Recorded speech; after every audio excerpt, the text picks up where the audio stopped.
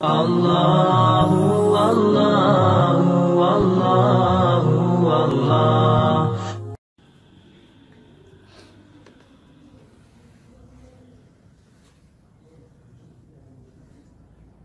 نحمده ونصلي على رسوله الكريم اما بعد فاعوذ بالله من الشيطان الرجيم بسم الله الرحمن الرحيم إذ قال الله يا عيسى ابن مريم أأنت قلت للناس اتخذوني وأمي إلهين من دون الله قال سبحانك ما يكون لي أن أقول ما ليس لي بحق إن كنت قلته فقد علمته تعلم ما في نفسي ولا أعلم ما في نفسك إنك أنت علام الغيوب صدق اللہ العظیم۔ ساتویں پارے کی یہ آیات کریمہ جو سورہ مائدہ کی آخری آیات میں شامل ہوتی ہیں۔ سورہ مائدہ کے اندر اللہ رب العزت نے بے شمار مسائل کو بیان کیا تھا، جن میں آخر میں اللہ رب العزت کی عادت مبارکہ یہ ہے کہ قرآن حکیم کی صورتوں کو جب اللہ شروع کرتے ہیں موضوع جو بھی چلے، لیکن اختتام ہمیشہ توحید باری تعالیٰ بے ہوتا ہے۔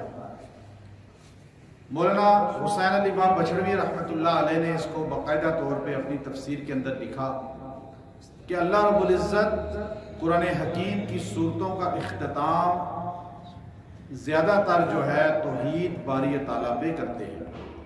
گویا کہ انسان کو ایک مسئلہ سمجھانا مقصود ہے۔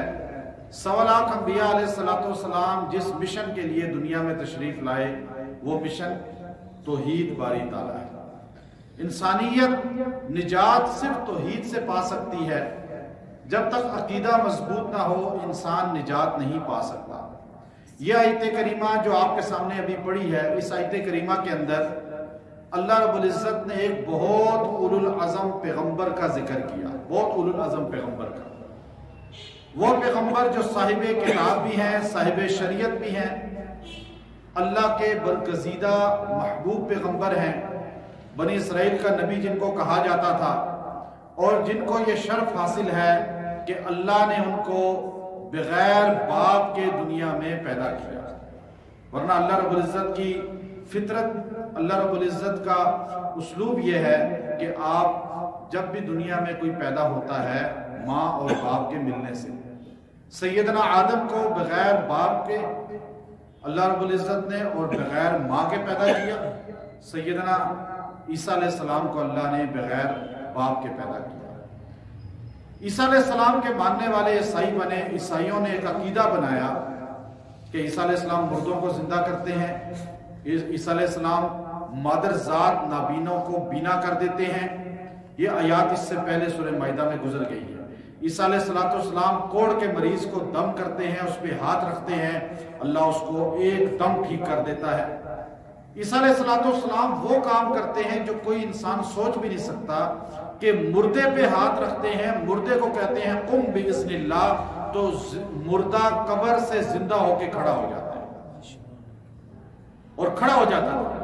اب یہ وہ معجزہ تھا جو نہ پہلے کبھی سنا نہ بعد میں کبھی سنا کسی نے۔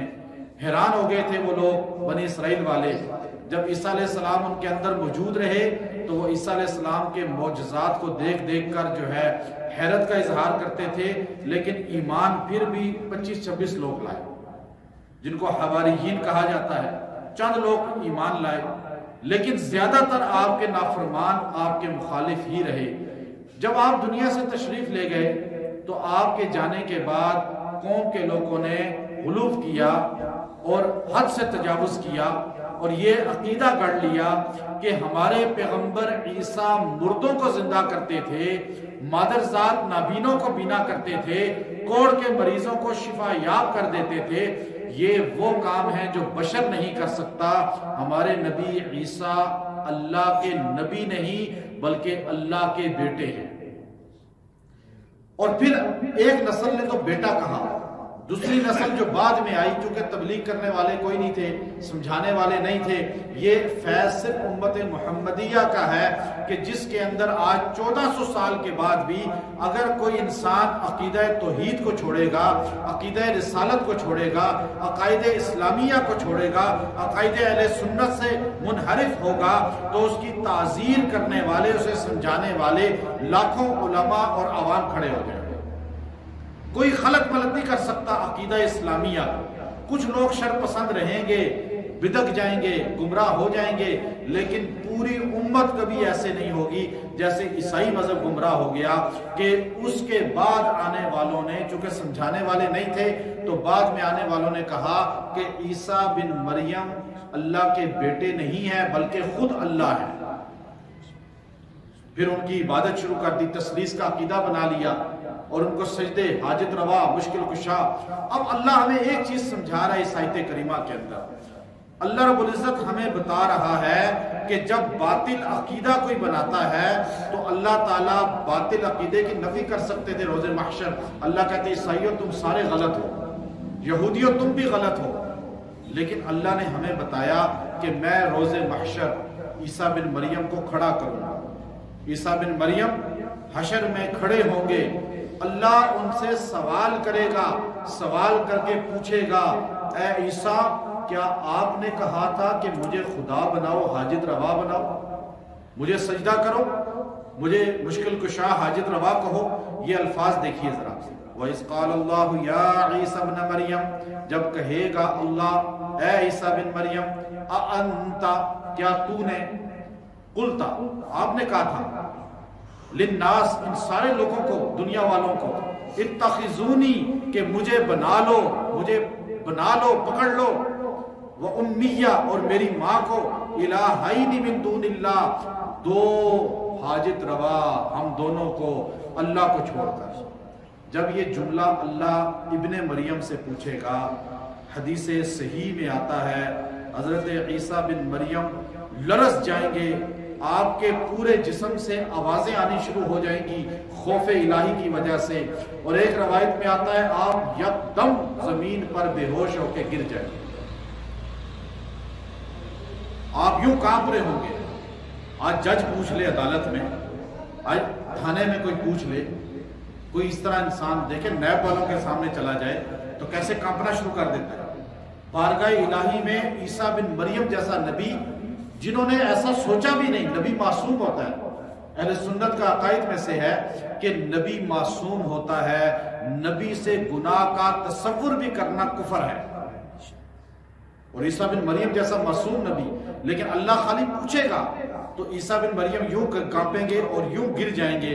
جب ہوش میں آئیں گے تو ایک جملہ کہیں گے، قال سبحانک، اے اللہ تو پاک ذات ہے، تو پاک ہے، تو جانتا ہے کیا، ما یکون لی میں ایسی بات کیسے کر سکتا ہوں، ان اقول ما لیس لی بحق جو بات کہنا مجھے زیب ہی نہیں دیتا، حق ہی نہیں ہے میرا کہ میں وہ بات کروں کہ بشر ہو کے کہوں کہ مجھے حاجت روا بنا لو، مجھے مشکل کشا بنا لو، میں اور میری ماں خدا ہیں۔ عیسیٰ بن مریم یہ جملہ کہیں گے، اللہ تو جانتا ہے، تو جانتا ہے کہ میں ایسا نہیں کہہ سکتا جو زیب ہی نہیں دیتا، میری حیثیت ہی نہیں ہے کہ میں خدائی میں شریک بن جاؤں، میں تیری ذات میں اپنی ماں کو اور اپنے آپ کو شریک بنا لوں، یہ میں نہیں کر سکتا۔ ان کنت قلتہ فقد علمت، ایک جملہ سمجھا دیا، ان کنت قلتہ، اللہ تجھے پتا ہے جو میں نے کہا، تو جانتا ہے، فقد علمت تجھے پتا ہے میں نے منہ سے جو جو لفظ نکالا اتنے عرصے میں، تو چھپا ہوا نہیں ہے تجھ سے، کیوں تو جانتا ہے، تعلم ما فی نفسی تو سب کچھ جانتا ہے جو میرے دل میں آیا، زندگی میں، دنیا میں جو کچھ میں نے سوچا تو جانتا ہے، ولا اعلم ما فی نفسک لیکن تو نے کیا سوچا کیا کیا میں نہیں جانتا۔ عیسیٰ بن مریم نے کیا بتایا کہ جو انسان سوچتا ہے اللہ آپ کا عقیدہ واضح ہو جائے نا، جو انسان سوچتا ہے وہ اللہ جانتا ہے نا، اور جو اللہ کرتا ہے انسان جانتا ہے۔ یہ عقیدہ کس کا ہے؟ غیب کی خبر اللہ کے علاوہ کل کیا ہوگا، ابھی کیا ہونے والا ہے، کیا میرے ساتھ ہوگا، مستقبل کیسا ہوگا، یہ انسان نہیں جان سکتا، اللہ۔ اب عیسیٰ علیہ السلام نے صاف کہا ایک جملہ، اللہ تو جو سوچتا ہے میں نہیں جانتا، میں جو سوچتا رہا، کرنا تو دور کی بات ہے، جو سوچا بھی تو جانتا ہے۔ یہ عقیدہ ہے کہ کالی رات میں، توحید کا عقیدہ جو حدیث کے اندر آیا، کالی رات میں بارش، تاریکی اور کالی رات، کالا پہاڑ، کالی چیونٹی پہاڑ کے غار میں چل رہی ہے، اللہ اس چیونٹی کو دیکھ بھی رہا ہے، اس کی آہٹ سن بھی رہا ہے، یہ ہے اللہ۔ اب دیکھیے عیسیٰ علیہ السلام نے، یہ بڑی زبردست آیتیں ہیں، یہ آیت ابھی دیکھیں، اِنَّكَ أَنْتَ عَلَّامُ الْغُیُوبِ، اس لیے کہ میرے اللہ تیرے پاس غیب کے خزانے ہیں۔ یاد رکھیے یہ بات، یہ اس رکوع سے ہمیں ایک مسئلہ واضح پتہ چلتا ہے تمام مسلمانوں کو، اس میں کسی فرقے کی بات نہیں ہے، نہ کسی فرقے پہ ہٹ ہے، نہ کسی فرقے کی بات ہے۔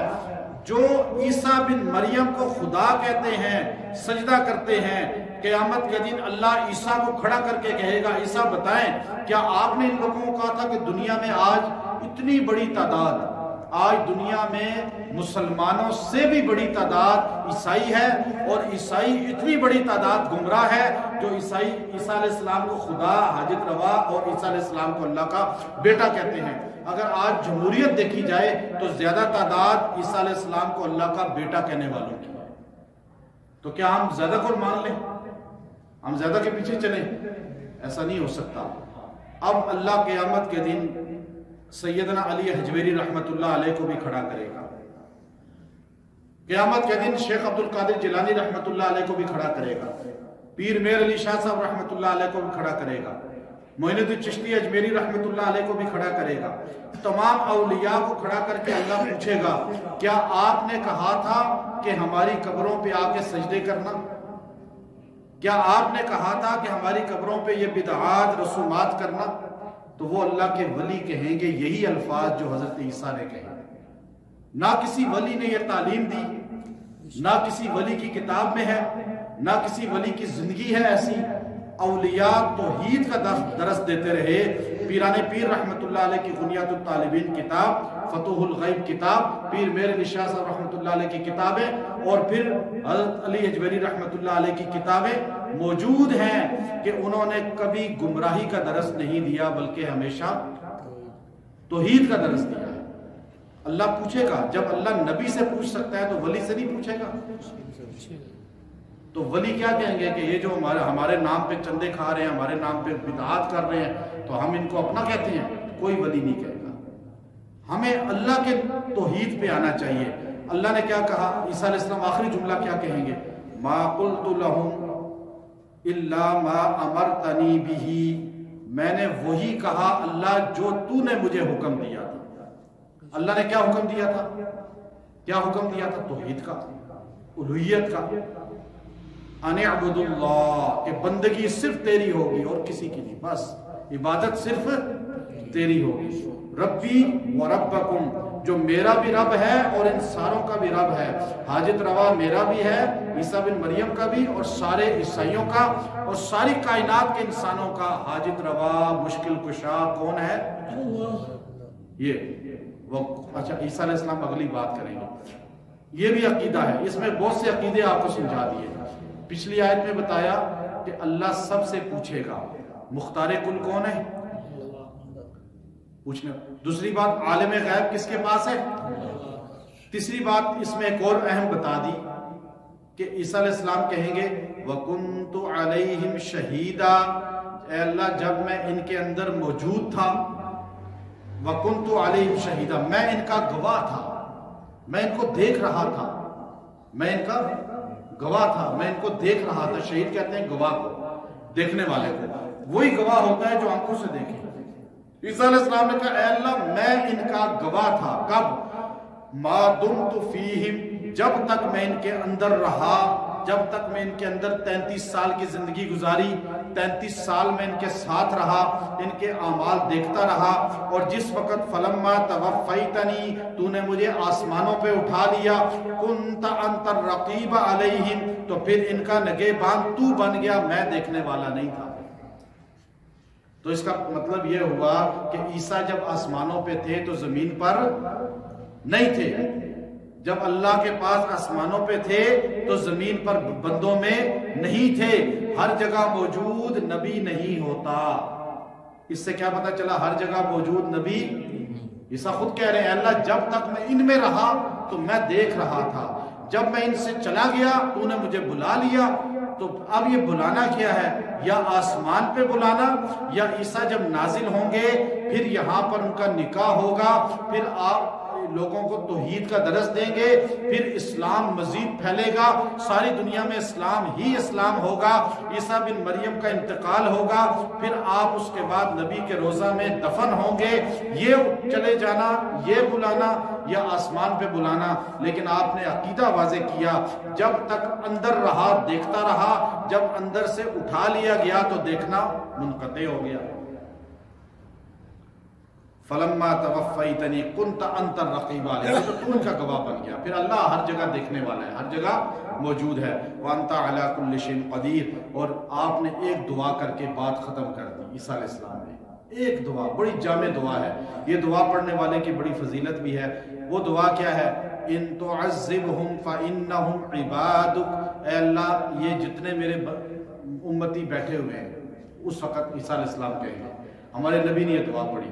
ہمارے نبی یہ دعا حضرت عائشہ صدیقہ بخاری میں فرماتی ہیں، حضور صلی اللہ علیہ وسلم کو میں نے دیکھا پوری رات آپ کھڑے قیام میں یہ دعا پڑھ رہے ہیں، بار بار اسی دعا کو پڑھ رہے ہیں۔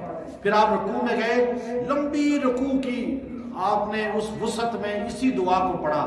سجدہ میں گئے، لمبی وسعت میں اسی دعا کو پڑھا۔ جب سلام پھیرا تو آپ کی آنکھیں تر تھی، روتے روتے یہ دعا پڑھی تھی آپ نے اللہ کے سامنے، اور آپ نے بعد میں فرمایا کہ مجھے ابھی جبرائیل میرے سامنے اس دعا کی برکت سے آئے ہیں اور مجھے آ کر کہا ہے اے نبی آپ کیوں اتنا روتے ہیں، کیوں پوری رات اپنے آپ کو اس طرح رلایا؟ تو آپ نے فرمایا میری امت کا کیا بنے گا؟